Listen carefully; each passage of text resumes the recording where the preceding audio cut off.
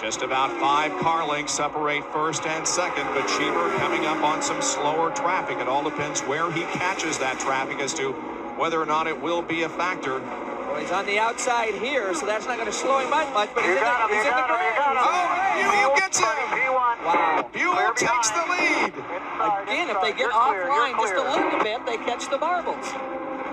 So Robbie Buhl has taken the lead, and now he's stretching out the advantage as he heads for the white flag. There it is, one more lap to go. Now we see Cheever and Lazier battling again, and Lazier almost crashes. He goes to the inside, but he takes second, and Scott Goodyear is right there in the thick of the battle also. That's for position. The yellow car's got a run on him.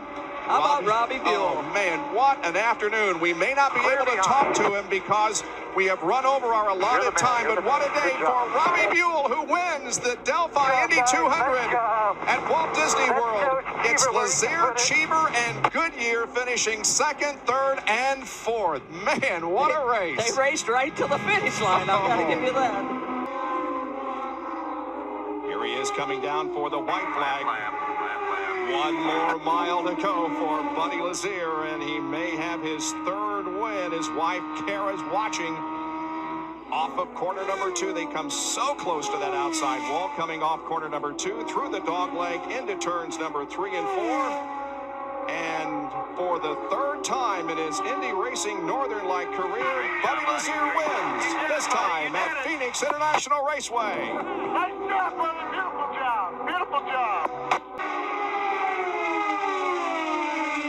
Coming down for the white flag next time around. You talk about momentum coming into Indianapolis. Unser Jr. has missed so much running the Indianapolis 500, has not done so white flag, since the split. White flag. And now Unser Jr., it appears, is going to carry the momentum into the 84th running of the Indianapolis 500, and he will be sky high heading to Indy.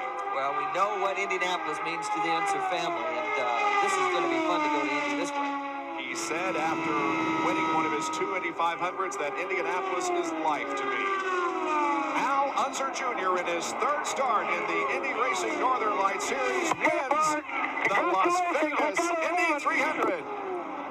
Indeed, the white flag is coming out. White flag, one to go.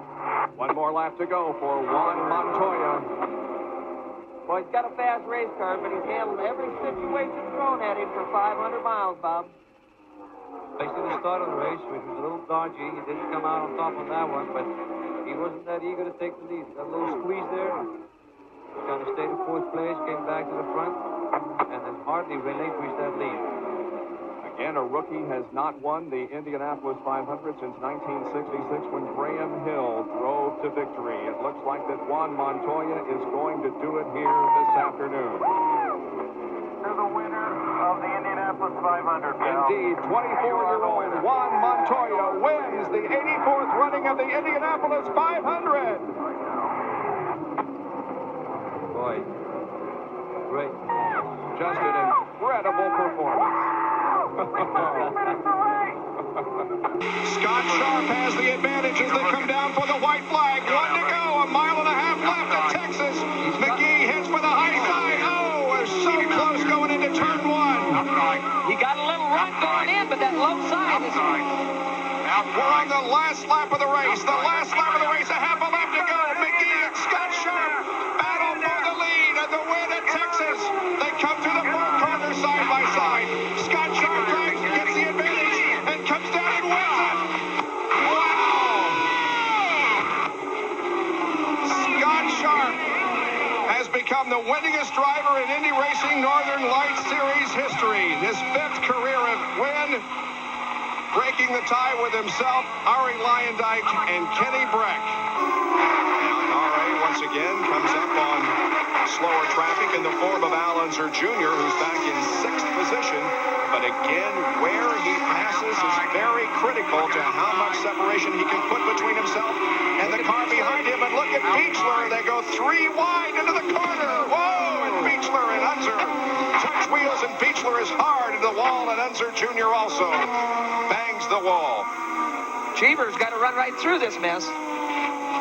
But the caution is out, and the race will obviously end under the caution because we are on the last lap of the race. And Eddie Cheever Jr. picks up his 4th career win. 3 of them have come on 1-mile ovals. He takes the points lead. And perhaps more importantly, he brings the Infiniti Indy engine its first victory in Indy Racing Northern Light Series competition. Well, that's just amazing. You know, they lost one of the motors earlier, so they had to be on their heels a little bit about their reliability situation. But there it was. The Infiniti comes home with number 1. We talked about the battle for the championship. Coming into this race, Greg Ray, you won't even see him in the top 10 or the top 15.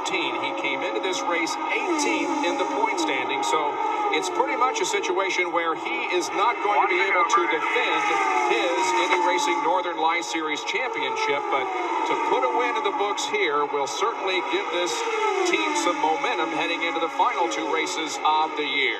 Final lap is underway. The white is out, and Beechler slides way up high. Gets in the gray stuff and saved the car, however. There's your win, fella. Here is Greg Ray coming down. Excellent job. Thanks, everyone, for your hard work. Good job. Greg Ray wins, and 2nd place goes to Buddy Lazier, but Unser Jr. made a race out of it. Cheever, the only other car on the lead lap. He's in 4th position behind Sarah Fisher. The white flag is being displayed now as Buddy Lazier comes off the corner, takes the white flag. One more lap to go. He has a 1.2 second advantage on Scott Goodyear as we head for the final lap of the race. And Buddy Lazier is looking to become the first repeat winner of 2000.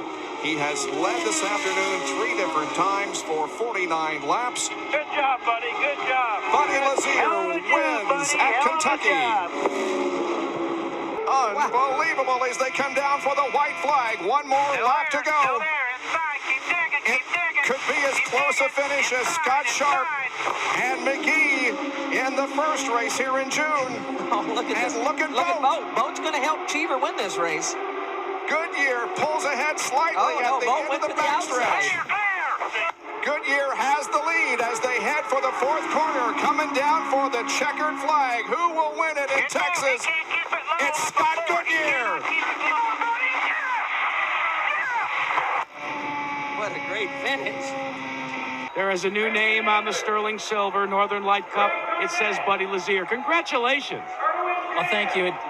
You know, this is awesome. Lightning striking, and this is the way we want to win it. It was an awesome race. I mean, a really competitive race. And I was very nervous at the start, but once the race got started, I was just having fun. And my guys, I'm blessed with a great team that really backed me up.